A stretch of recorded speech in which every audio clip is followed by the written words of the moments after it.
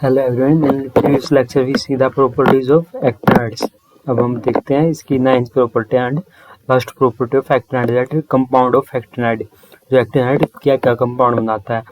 Actinide mainly non metals के साथ वैसे कंपाउंड बनाता है। नॉन मेटल जो मतलब पी ब्लॉक के एलिमेंट होते हैं, स्पेशली उनके साथ जो वो मेटल जो नो एक्टिनाइड है वो कंपाउंड बनाता है। जो सबसे पहला देखते हैं हम ऑक्साइड एंड कैल्कोजेंस। ऑक्साइड तो मतलब ऑक्सीजन के साथ ही कंपाउंड, कैल्कोजेनाइड्स मतलब जो कैल्कोजेंस एटम होते हैं। कैल्कोजेंस कौन से होते हैं? जो ऑक्सीजन के ग्रुप में होते हैं, ऑक्सीजन, सल्फर, सेलेनियम, टेल्यूरियम, वो जो होते हैं वो होते हैं कैल्कोजेंस।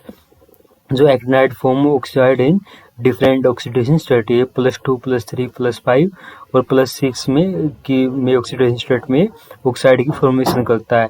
जो ऑक्साइड होते हैं वो रिफ्रैक्टरी मटेरियल होते हैं। रिफ्रैक्टर मतलब जैसे लाइट को रिफ्लेक्ट करते हैं वो। तो जो थोरियम ऑक्साइड है वो होता है, उसका हाईएस्ट मेल्टिंग पॉइंट है, जैसे 3390 जो दे रखा है, मतलब सबसे ज़्यादा highest melting point thorium oxide का होता है।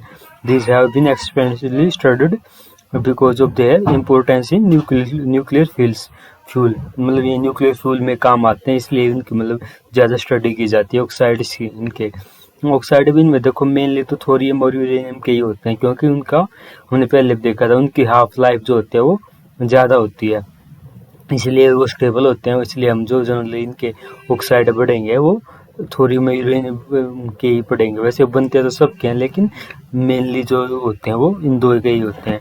सबसे पहला डाइऑक्साइड। डाइऑक्साइड जो है हर एक एक्टिनाइड बनाता है ना, पूरा dioxide are known for almost all actinide prepared by ignition of appropriate oxalate और हाइड्रोक्साइड। हाइड्रोक्साइड तो क्या होता है? OH बॉन्ड होता है जो ना, जैसे एक्टिनाइड का OH के साथ अगर बॉन्ड हो, मान लो ACOH है ना, AC मतलब AC तो हो गया एक्टिनाइड, कोई भी एक्टिनाइड, और उसका हाइड्रोक्साइड के साथ बॉन्ड है उसको बोलते हैं, मतलब इसका हाइड्रोक्साइड हो गया, और ऑक्सैलेट होता है C2O4 और O4 के ऊपर 2 नंबर, इस पे 2- चार्ज होता है, ये आयन होता है ऑक्सैलेट। तो इनके ऑक्सैलेट को या हाइड्रोक्साइड को जब हम गर्म करेंगे इग्निशन का मतलब ऐसे एयर के प्रेजेंस में अगर गर्म करेंगे तो वो जो हाइड्रोक्साइड और ऑक्सैलेट है वो ऑक्साइड में कन्वर्ट हो जाएंगे, जैसे मतलब डाइऑक्साइड में कन्वर्ट हो जाएंगे।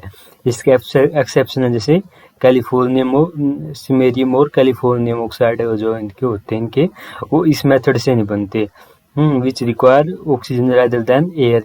मतलब इनको खाली एयर की प्रेजेंस में करेंगे तो नहीं बनेंगे, लेकिन खाली ऑक्साइड मतलब ऑक्सीजन होगा ऑक्सैलेट या हाइड्रोक्साइड के साथ, तभी इनके जो है ये दो एक्सेप्शन है, ये इनकी फॉर्मेशन होगी। जैसे प्लूटोनियम और यूरेनियम ऑक्साइड है वो कैसे बनते हैं? By reduction of their higher oxide. इनका जो हायर ऑक्साइड होते हैं उनके रिडक्शन की, हायर ऑक्साइड मतलब जिसमें ऑक्साइड, डाइऑक्साइड में तो 2 ऑक्सीजन होते हैं, हाई अगर 2 से ज़्यादा है तो उसका हायर ऑक्साइड है, जैसे 3 है 4 है वो हायर ऑक्साइड है उनके। फॉर एग्जाम्पल UO2 है, जैसे यूरेनियम ऑक्साइड है, यूरेनियम डाइऑक्साइड कैसे बनता है? U3O8 का की मतलब रिडक्शन कराते हैं इसका हम कार्बन मोनोऑक्साइड की फॉर्म प्रेजेंस में, जब इसका रिडक्शन कराएंगे तो यूरेनियम ऑक्साइड बनेगा, और इसके ये जो होता है ब्लैक रेड इसका ब्राउन कलर होता है इसका। और फिर ये कुछ ऐसे ही मतलब इसके मतलब ऑक्साइड के ऐसे रिएक्शन दे रखे हैं, जैसे UO2 और CO3 अगर इसको ऐड करेंगे तो UO3 बनेगा, यूरेनियम O3। और ऐसे ही अगर इसका नाइट्रोइड कंपाउंड है यूरेनियम NO3O6H2O, उसको भी अगर हीट करोगे तो ये वाला कंपाउंड बनेगा यूरेनियम के साथ 3 ऑक्सीजन ना, यूरेनियम ट्राईऑक्साइड बोलेंगे इसको ना, क्योंकि तीन के लिए क्या यूज करते हैं? ट्राई यूज करते हैं।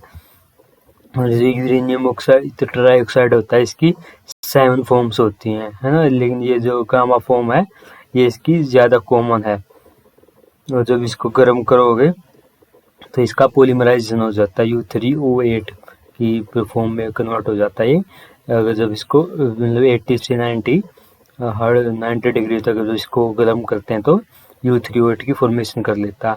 अगला है पेंटाऑक्साइड। पेंटाऑक्साइड में क्या होगा? जिसमें 5 ऑक्सीजन होंगे, जैसे इनका फॉर्मूला होगा यूरेनियम, प्लूटोनियम और नेप्टूनियम है, इनके जो पेंटाऑक्साइड है वो वेरी वेल नोन है। तो पेंटाऑक्साइड का फार्मूला होगा Pa2O5। और इनकी कैसी फॉर्मेशन होती है, इनकी हाइड्रोक्साइड को एयर की फॉर्म में हम मतलब एयर की प्रेजेंस में हाइड्रोक्साइड को एयर की प्रेजेंस में रिएक्शन करा देते हैं। हाइड्रोक्साइड जैसे Pa5OH मतलब प्लेटिनम जो Pa है इसके साथ 5 हाइड्रो ऑक्साइड अटैच होंगे ना, क्योंकि ऑक्सीडेशन स्टेट यहाँ पे इसकी 5 दे रखी है, तो एक हाइड्रोक्साइड पे -1 चार्ज होता है, तो इस 5 के लिए कितने होने चाहिए, 5 हाइड्रोक्साइड होने चाहिए। जैसे PaOH5 इसकी रिएक्शन कराओगे अगर एयर की प्रेजेंस में, तो इसका Pa2O5 बनेगा। ऐसे जो नेपचुनियम है उसकी नेपचुनियम का 4 हाइड्रोक्साइड कंपाउंड होता है, जो 4 हाइड्रोक्साइड मतलब नेपचुनियम के साथ 4 हाइड्रोक्साइड के मॉलिक्यूल अटैच होंगे, और उसकी ओजोन के साथ अगर रिएक्शन करा देंगे तो ये वाला कंपाउंड बना लिया NPO3, और वाटर का जो इसका वो हाइड्रस फॉर्म में होगा वो 300 डिग्री सेल्सियस पे। इसके लिए हमें टेम्परेचर रिक्वायर होगा। और जो इसके ऑक्साइड होते हैं वो बेसिक नेचर के होते हैं। बेसिक नेचर के कैसे, जैसे अगर जैसे UO2 है UO2 है, Pa2O5 था, अगर इसको वाटर में रिएक्शन कराएंगे तो ये हाइड्रोक्साइड जनरेट करेगा, तो उसमें इनका बेसिक रिएक्टर होता है। तो all oxide of uranium dissolve in concentrated HNO4 और HNO3 और HClO4 टू गिव यूरेनियल आयन। तो मतलब इनका ये यूरेनियल आयन वो देते हैं अगर इनका मतलब किसी भी एसिड के साथ अगर इनकी रिएक्शन कराएंगे, क्योंकि ये खुद तो बेसिक नेचर के और इनके एसिड के साथ रिएक्शन कराएंगे तो यूरेनियल आयन की फॉर्मेशन होती है UO2, और इस पर 2 पॉजिटिव चार्ज होता है, और हर एक ऑक्सीजन के साथ डबल बॉन्ड होती है। और इसका क्रिस्टलाइजेशन कराएंगे इसका, तो ये वाला कंपाउंड बना लेगा UO2 NO3O2 H2ON।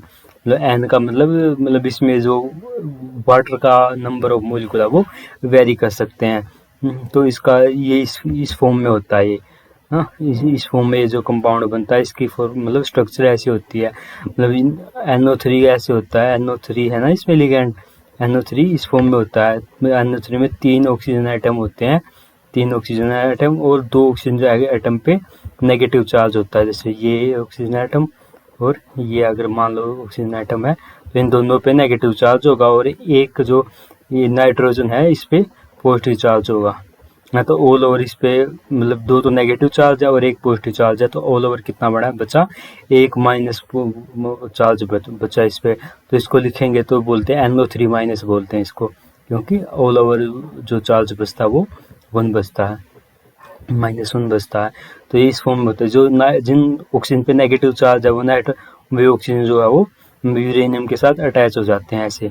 तो मतलब एक नाइट्रेट आयन में 2 ऑक्सीजन एटम होते हैं और जो मेटल के साथ कनेक्ट होते हैं। जैसे ये वाला यूरेनियम ये वाला जो पूरा मॉलिक्यूल है ये पूरा एक नाइट्रेट का आयन है, तो इसके 2 ऑक्सीजन एटम है जो वो यूरेनियम के साथ अटैच है।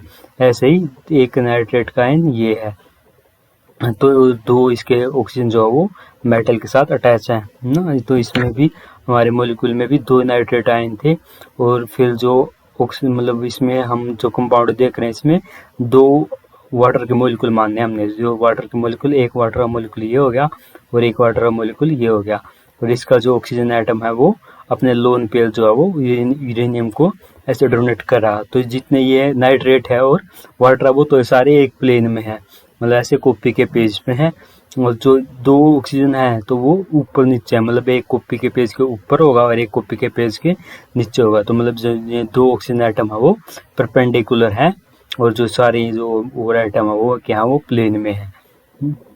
तो फिर क्या अगला, जैसे डाइऑक्साइड ऑफ नेपच्यूनियम, थोरियम और plutonium are best resolve in concentrated HNO4 with added of F negative.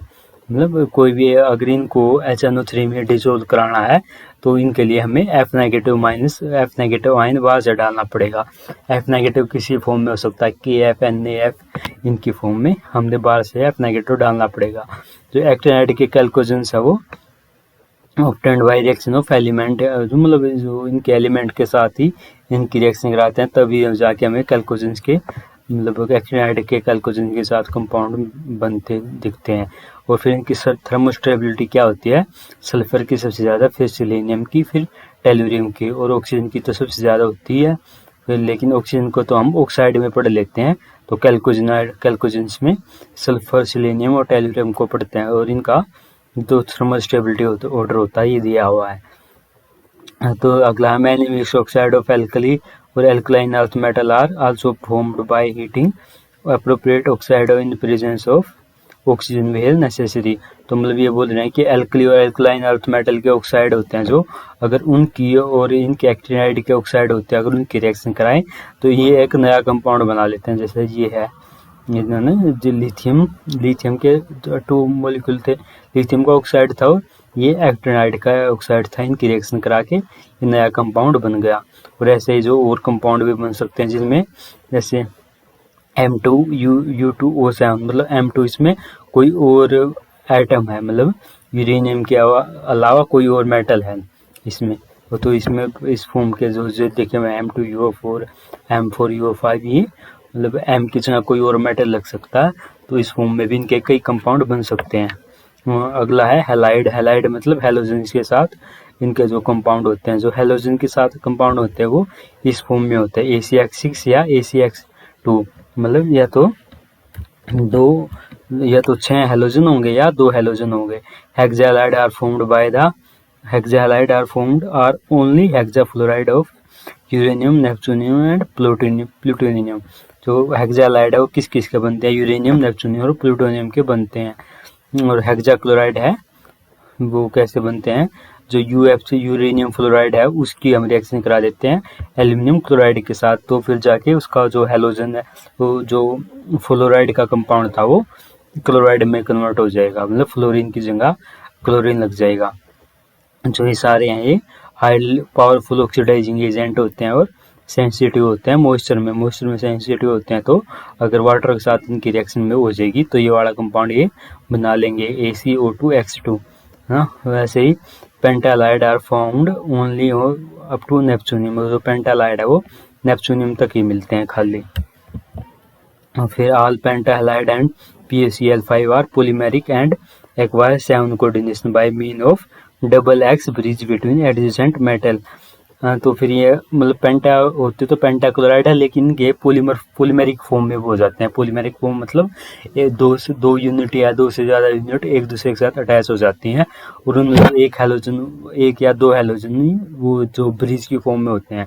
Bridge की फॉर्म में मतलब दोनों मेटल के साथ ऐसे जुड़े हुए होते हैं। तो फिर देख लिया हमें among tetrahalide tetrafluoride are also known up to californium. जो टेट्राफ्लोराइड हैं वो हमें कैलिफोर्नियम तक मिलते हैं। तो these are formed by the heating of dioxide in presence of HF in presence of H2 और O2, मतलब जो उनके डाइऑक्साइड हैं उनकी HF के साथ रिएक्शन करा दो हर H2 या ऑक्सीजन की फॉर्म प्रेजेंस में, तो ये इनकी फॉर्मेशन हो जाएगी। ये आप या तो उनकी रिएक्शन करा के दिखा सकते हो, लेकिन उसमें जो है वो स्टिचोमेट्री बैलेंस करने में काफ़ी वो कॉम्प्लेक्स सा हो जाता है। तो आप सिंपली लिख सकते हो कि भाई अगर जो इनके टेट्राफ्लोराइड की फॉर्मेशन होगी वो ऑक्साइड की रिएक्शन कराएंगे हम HF के साथ, वो हाइड्रोजन या ऑक्सीजन की प्रेजेंस में, तो इनकी जाके फॉर्मेशन होगी। This can also be prepared by heating the corresponding trifluoride with F2। हाँ, अगर इनके ट्राइफ्लोराइड है और उनकी F2 के साथ रिएक्शन करा देते हैं तो उस केस में भी टेट्राहैलाइड बन जाते हैं। टेट्राहैलाइड मतलब जिसमें 4 फ्लोरीन या हैलोजन के एटम हो, उनको बोलते हैं टेट्राफ्लोराइड। टेट्राफ्लोराइड मतलब जिसमें 4 फ्लोरीन हो या अगर कोई भी हैलोजन हो 4, तो उसको बोल देंगे टेट्राहैलाइड। In all these cases, metal is 8 coordinated, having slightly distorted scale anti-prismatic array of F negative ion. तो इनका मतलब जो स्ट्रक्चर होता है वो स्केल एंटीप्रिज्मेटिक होता है, और इसमें इनको 8 कोऑर्डिनेशन नंबर होता है।